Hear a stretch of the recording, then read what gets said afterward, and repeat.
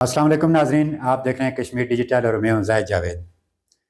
नाजरीन, मेरे साथ आज मौजूद हैं प्राइवेट स्कूल एसोसिएशन ज़िला जेहलम वैली के सदर नबील अंजम साहब। इनसे पूछेंगे। पहले तो बहुत शुक्रिया नबील साहब आपका टाइम देने का। आप प्राइवेट स्कूल एसोसिएशन डिस्ट्रिक्ट के सदर हैं, तो प्राइवेट सेक्टर को किन जो सेक्टर तालीमी सेक्टर है जो प्राइवेट, तो उनको किन मसाइल का और किन चैलेंज का सामना है, ये ज़रा बताएँ आप। बिस्मिल्लाहिर्रहमानिर्रहीम। सबसे पहले तो जाहिद साहब आपका बहुत शुक्रिया, आपके कैमरा मैन हैं इनका शुक्रिया कि आप लोग यहाँ पे आए। आपने जो हमारे मसाइल हैं इनके हवाले से बात की, आपने हमारे मसाइल उजागर किए। ये सारा साल आप देखें, पिछला जो पूरा साल है ये तालीमी सेशन है, इसमें मई में इंडिया की तरफ से जंग हुई, इदारे बंद हो गए। फिर 4 जून को इदारे बंद हुए और 1 सितंबर को इदारे ओपन हुए। फिर 1 सितंबर को जब इदारे ओपन हुए तो 29 सितंबर को फिर जॉइंट अवामी एक्शन कमेटी की कॉल आ गई, फिर इदारे बंद हो गए। फिर जनवरी में काफ़ी सारी छुट्टियां हो गई, अभी फिर छुट्टियां दे दी गई। ये पूरा साल बच्चों का तालीमी अर्ज हुआ है, और जब बच्चों का लॉस होता है तो लाजिमी बात है प्राइवेट सेक्टर का भी नुकसान होता है, क्योंकि हमारे जो बिल्डिंग हैं उनके रेंट्स होते हैं वो देने होते हैं, फिर बिजली के बिल आते हैं, पानी के बिल हैं, और उसके बाद जो है उस्ताद कराम की सैलरियाँ हैं वो सारी हमने देनी होती हैं। ये हमारे लिए मसाइल होते हैं। अच्छा नबी साहब, आप क्योंकि सिर्फ आपने दायरे के सरबराह नहीं है बल्कि पूरे डिस्ट्रिक्ट के जो प्राइवेट स्कूल हैं उनकी आप नुमाइंदगी कर रहे हैं जी। तो ये प्राइवेट सेक्टर है जो ये इस महंगाई के दौर में ये आपने अखराजात किस तरह सरवाइव, आप किस तरह मैनेज करते हैं इस महंगाई के दौर में भी प्राइवेट स्कूल वाले? लाजिम बात है, बच्चे फीसें देते हैं तो हम लोग अपने जो निज़ाम चलाते हैं, क्योंकि हमारे जो इनकम के ऐड होते हैं उनमें यही फ़ीसें होती हैं। फिर एडमिशन फ़ीस होती है, एग्ज़ाम चार्जेस, ये मिला जुला जितनी भी चीज़ें होती हैं इससे हम अपना निज़ाम चला लेते हैं। लेकिन मैं आपको बात बताऊं कि मुज़फ़्फ़राबाद की निस्बत हमारे इलाके के लोगों की को ये खुशकिस्मती है कि वहाँ पे फ़ीस रेट ज़्यादा है।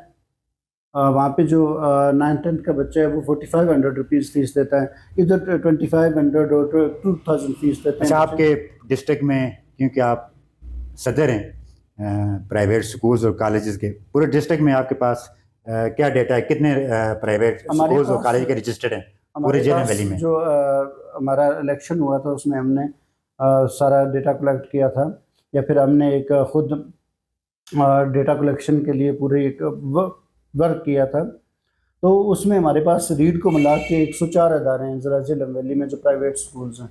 अच्छा, 104 आपने बात की, तो हमने अक्सर देखा है कि ज़िला जेहलम वैली में मुख्तलिफ़ जगह पर बाज़ ऐसे प्राइवेट स्कूल गांव की सतह पे, महल्ले की सतह पे स्कूल खोलने जिनकी कोई रजिस्ट्रेशन नहीं है, कोई उनका चेक एंड बैलेंस नहीं है, उनका वो मेयार नहीं है, तो ऐसे इदारों के बारे में आपकी क्या पॉलिसी बना रखी है? अच्छा, मैंने 2-3 मरतबा खुद DO साहब से मीटिंग की है। पहले जलील जलाली साहब थे, अभी अहमद हसन साहब हैं, इनसे मैंने बात की है कि जितने भी हमारे इदारे नॉन रजिस्टर हैं उनको, एक तो जब हम कहीं पे इंतजामिया के पास जाते हैं तो हमें ये ताना दिया जाता है कि दुकानों के अंदर स्कूल चल रहे हैं, तो मैं कहता हूँ बंद करवाएं जितने भी स्कूल हैं। मैं खुद बहुत सारे मैंने स्कूलों में लेकिन जिस तरह प्राइवेट स्कूल खोलने का जो क्राइटेरिया जो गवर्नमेंट का है, जो अथॉरिटी का है, लेकिन उस म्यार पे वो पूरे उतरते नजर नहीं आते। एक कमरे में क्लासेस चल रही होती हैं, किसी जगह 15 बच्चों पे मुश्तमिल प्राइवेट स्कूल खोला हुआ है, किसी जगह फिर दूसरी जगह में स्कूल होता है। और दूसरा मैं आपको बात बताऊं कि मैंने ये बार बोला है कि अपनी जो मायना फीस है उसको छोड़ें,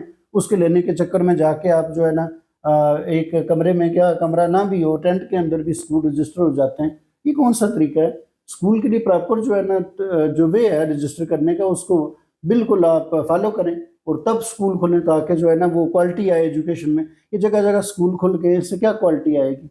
आपने क्वालिटी की बात की, क्वालिटी ऑफ एजुकेशन की। आप खुद भी इदारा चला रहे हैं और पूरे ज़िले के उसकी नुमाइंदगी भी कर रहे हैं। जहाँ गवर्नमेंट की एक पॉलिसी है, एक आम मजदूर की तनख्वाह जो है वो 40,000 रुपये उसने नोटिफिकेशन जारी की हुआ, तो हमने प्राइवेट स्कूलों में कॉलेज में देखा है कि आप 8,000, 7,000, 10,000, ये तजाद क्यों है इसमें? अच्छा, पता है ये लेबर एक्ट में नहीं आता उस तरह से। लेबर ना भी हो, लेबर एक्ट में नहीं आता। मैं ये नहीं कहता कि ये लेबर है, आप इसको लेबर में हम शामिल नहीं करते, और टीचर को तो लेबर में शामिल ही नहीं किया जा सकता। میں یہ کہتا ہوں کہ اگر ایک مزدور اگر 40,000 روپیہ لے سکتا ہے، اس کا ایک نوٹیفکیشن ہے، ایک ٹیچر ہے جس نے تعلیم دینی ہوتی ہے، اس اتنی کم تنخواہ ٹیچر کے اگر کریڈٹ آورز دیکھے جائیں نا وہ اتنے نہیں بنتے ہیں، ٹھیک ہے. اگر کریڈٹ آورز کو ہم دیکھیں تو ٹیچر کی جو سیلری منتھلی بنتی ہے ہماری وہ 21,000 بنتی ہے. اور میں اپنے ادارے کی اگر بات کروں یا جو ہمارے کالج لیول کے ادارے ہیں، میکسیمم ادارے ہیں ان کی 20,000 سے اباؤ ہے سیلری. یہ چھوٹے چھوٹے جو ادارے ہیں، دیکھیں جو چھوٹے ادارے ہیں ان کا بجٹ اتنا نہیں ہوتا ہے. سیلری جو بھی ادارہ ہوگا وہ اپنے بجٹ کے مطابق دیتا ہے. یہ تو کبھی نہیں ہوتا ہے کہ ادارے کا بجٹ کا آمدنی 98 خرچہ روپیہ ہے. ہم نے ساری چیزوں کو دیکھنا ہوتا ہے. ہاں اس کے والے سے ہمیں یہ بھی کوئی اعتراض نہیں ہے، بہت دفعہ جو ہے نا اس کے والے سے باتیں کی گئی ہیں. میں یہ کہتا ہوں کہ گورنمنٹ اگر کوئی آڈٹ بٹھانا چاہتی ہے ہمارے بجٹ پہ تو ہمیں اس میں بھی کوئی اعتراض نہیں. وہ آئیں دیکھیں ہم کتنے فیسیں ہماری آ رہی ہیں اور ہم اسپینڈ کتنا کر رہے ہیں. یہ تو آڈٹ ہو سکتا ہے، آڈیٹیبل چیزیں، لیکن اسی لحاظ سے آپ مینیج کریں نا اسٹاف جتنا ضرورت ہے. دیکھیں آپ اس مہنگائی کے دور میں 7,000 روپیہ یا 8,000 9,000 مشکل ہے. اس کی میں بھی کہیں پہ بھی نہیں کرتا ہوں کہ 7-8 ہزار روپیہ ہو. اس میں آپ کو ایک اور بات بھی بتاؤں کہ پرائیویٹ سیکٹر نے ایک تو گورنمنٹ کا برڈن اٹھایا ہوا ہے. اگر ہمارے ادارے نہ ہوں پرائیویٹ سیکٹر کے سارے ادارے، اگر گورنمنٹ اسکولوں میں جائیں آپ 3 شفٹیں بھی لگائیں نہیں پورا کر سکتے ہیں. اسکولوں میں اس طرح سے اسٹاف نہیں ہوتا ہے، ایک بات. دوسری بات یہ ہے کہ جب بھی کوئی بندہ فریش گریجویٹ ہوتا ہے وہ BS کی ڈگری لے کے آتا ہے، MS کی ڈگری ہے، MPhil ہے. وہ جب پرائیویٹ سیکٹر اس کو نہیں ملے گا، پرائیویٹ سیکٹر بیسیکلی لوگوں کو سکھاتے ہیں. گورنمنٹ تو تب NTS کر کے لے کے جاتے ہیں بچوں کو، یہ باقی ادارے جو چین اسکول ہیں اس وقت اٹھا کے لے کے جاتے ہیں جب ان کے پاس اچھا خاصا ایکسپیرینس ہوتا ہے. وہ ایکسپیرینس کون دیتا ہے؟ ان کو پرائیویٹ سیکٹر دیتا ہے. اب اس میں بھی آپ کو ایک اور بات بتاؤں، اگر یہ پرائیویٹ سیکٹر نہیں ہوگا، میں تو ذاتی طور پر میرے پاس جو بھی بندہ آتا ہے میں اس کو کہتا ہوں کہ سیکھنے کے پیسے نہیں دینے چاہیے. لوگ آ کے سیکھتے ہیں ہمارے پاس تو وہ سیکھتے بھی ہیں اور اپنی خدمت بھی جو قوم کے لیے وہ خدمات سر انجام دے رہے ہوتے ہیں. لیکن اس میں آپ کو یہ بات بتاؤں، آپ ضرور اس چیز کو بھی کنسیڈر کریں ساتھ کہ ایک فریش جو گریجویٹ آیا آپ کا، اس کو پرائیویٹ سیکٹر بھی نہیں ملا کام کرنے کے لیے. 2 منٹ کے لیے پرائیویٹ سیکٹر بند کروا دیے گورنمنٹ نے، اپنے ادارے چلائے. وہ کدھر جائے گا ڈگری ہولڈر؟ وہ تو ڈپریشن میں جائے گا. اور ضلع جہلم ویلی میں آپ نے ویسے بھی دیکھا ہے لوگ کوئی مسئلہ ہوتا ہے جا کے دریا میں چھلانگ مار دیتے ہیں. آپ نے بات کی کہ پرائیویٹ سیکٹر نے گورنمنٹ کا ایک بڑا بوجھ آپ نے سر لیا ہوا ہے. مطلب یہی بچے اگر سرکاری اسکولوں میں جائیں تو 3 شفٹیں بن جاتی ہیں، ان پہ بوجھ بھی زیادہ بن جاتا ہے. گورنمنٹ کا ایک بڑا بوجھ آپ نے سر لیا ہے پرائیویٹ سیکٹر میں. تو یہ بتائیں کہ پرائیویٹ سیکٹر میں اور گورنمنٹ سیکٹر میں جو ایجوکیشن ہے کیا فرق ہے؟ ایجوکیشن میں کیا فرق ہے؟ ایجوکیشن میں کوئی فرق نہیں ہے، دونوں جگہ پہ اچھی ایجوکیشن ہو رہی ہے. ہمارے یہاں میں جو سمجھتا ہوں وہ پیرنٹس میں تھوڑا سا فرق ہے. جو بھی پیرنٹس ہیں ان کو فکر ہے یا بچے کو فکر لگی ہوئی ہے. ہم لوگ تھرو آؤٹ سرکاری اسکولوں سے پڑھ کے آئے ہیں. یہ نہیں ہے کہ ہم کوئی کمپیریزن کریٹ کرتے ہیں کہ گورنمنٹ میں پڑھائی نہیں ہے پرائیویٹ میں بہت اچھی ہے. یہ پیرنٹس جو ہے نا، میں تو خود اس چیز کا آپ نے دیکھا ہوگا میری اسپیچز ہیں ان دنوں میں کہ لوگوں نے ویسے کیا ہوا ہے کہ وہ دکھاوے کے طور پر پرائیویٹ سیکٹر میں ڈال دیتے ہیں اور فیسیں بھی نہیں دیتے ہیں پرائیویٹ سیکٹر میں. یہ نہیں ہونا چاہیے. تعلیم دونوں جگہ پہ اچھی ہے. ہاں اب جو سیکھنے والا اس کی تڑپ کتنی ہے، بیسیکلی یہ چیز میٹر کرتی ہے. اب ہمارے یہاں تو یہ میں نے دیکھا جیسے ایک گلاس ہے اس کو الٹا کر کے ہم پانی ڈال رہے ہیں، اس کا ایکسیپٹنس لیول ہے ہی نہیں ہے. جب تک اس کا ایکسیپٹنس لیول نہیں ہوتا تو گلاس کے اندر پانی نہیں جاتا. ایک اور بات ہم نے یہ دیکھا کہ یہ بھی اکثر الزام عائد کرتے رہتے ہیں پرائیویٹ سیکٹر پہ کہ پرائیویٹ سیکٹر جو ہے وہ ایسے بچوں کو اڈاپٹ کرتے ہیں جو بنیادی طور پہ ذہین ہوتے ہیں، پھر ان پہ وہ فوکس کرتے ہیں اس پہ تو وہ پوزیشن لینے کے لیے بورڈ میں نمایاں یہ چیزیں بھی عام ہیں کہ وہ لائق بچوں کو اڈاپٹ کرتے ہیں اور ان کو فوکس کرتے ہیں، بورڈ میں پوزیشن لیتے ہیں تو ان کا اپنا نام ہوتا ہے. تو اس میں کس حد تک میں آپ کو بات بتاؤں نا کہ جو ہمارے پاس بچے آتے ہیں وہ تو وہی ہوتے ہیں جن کے پاس ریسورسز ہوتے ہیں، فیس دے سکتے ہیں. کچھ لوگ ایسے آ جاتے ہیں جن کے ایشوز ہوتے ہیں، فیس وغیرہ نہیں دے سکتے.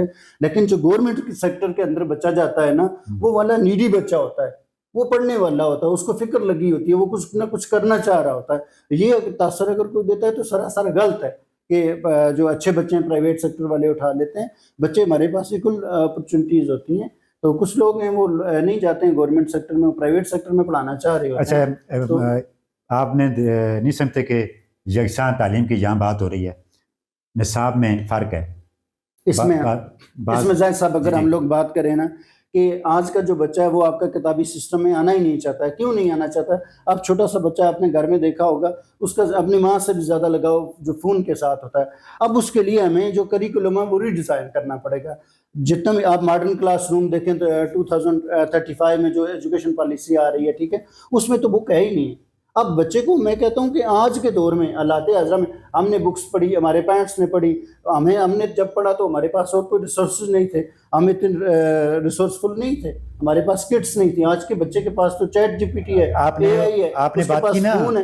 جدید ٹیکنالوجی کی بات کی, یہ اس کی طرف میں آ رہا تھا. آج کے جدید دور میں جہاں سائنس اور ٹیکنالوجی کا دور ہے, ڈیجیٹل کا دور ہے, تو کیا سمجھتے ہیں آپ پرائیویٹ سیکٹر میں کیا اس چیز کو فروغ دیا جا رہا ہے؟ پرائیویٹ سیکٹر میں بہت سارے ادارے ہیں جو روبوٹک ایجوکیشن پہ اور AI پہ کام کر رہے ہیں. اگر ہم لوگ پرائیویٹ سیکٹر جتنا بھی ہے وہ اس طرف نہیں جائے گا, ڈیجیٹل سکلز کی طرف نہیں جائے گا اور اپنے اداروں کو ڈیجیٹلائز نہیں کرے گا, تو یہ ادارے بند ہو جائیں گے. یہ تو گورنمنٹ کو بھی کرنا پڑے گا اور پرائیویٹ سیکٹر دونوں کو کرنا پڑے گا, تب ہمارا جو ایسے بچے, تو جو ہمارا دیکھیں نا, ہم بچے سے کچھ رزلٹ لینا چاہ رہے ہیں نا, کہ اس کو ہم ایک اچھا انسان بنانا چاہ رہے ہیں, اس کو پڑھا لکھا شہری بنانا چاہ رہے ہیں, وہ تبھی بنے گا جب اس کا انٹرسٹ ڈیولپ ہوگا. اس کو انٹرسٹ ڈیولپ کرنے کے لیے ہمیں ماڈرن ٹیکنیکس کو اپلائی کرنا پڑے گا, یہ ہماری مجبوری ہے. اچھا پرائیویٹ سیکٹر میں جو بے سہارا, یتیم, کم آمدنی والے جو والدین ہیں ان کے بچے, ان کے لیے آپ نے کیا جملہ پرائیویٹ سیکٹر, جتنے پرائیویٹ سیکٹر ہیں, ہمارا جو پرائیویٹ سیکٹر ہے اس میں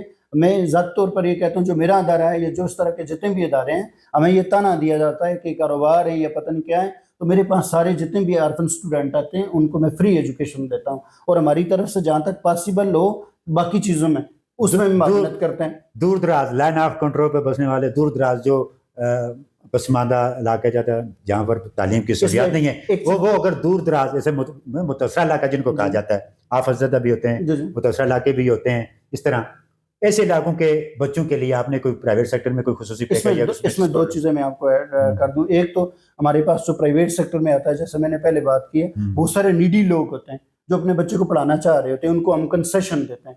اب میرے ادارے میں اگر میں بات کروں تو 2 اسٹوڈنٹس ایسی ہیں جو فل فیس دیتی ہیں, باقی سارے بچے کنسیشن پہ ہیں, ٹھیک ہے. اسی طرح سے دیگر جو پرائیویٹ سیکٹر ہے اس کا بھی یہی حال ہے.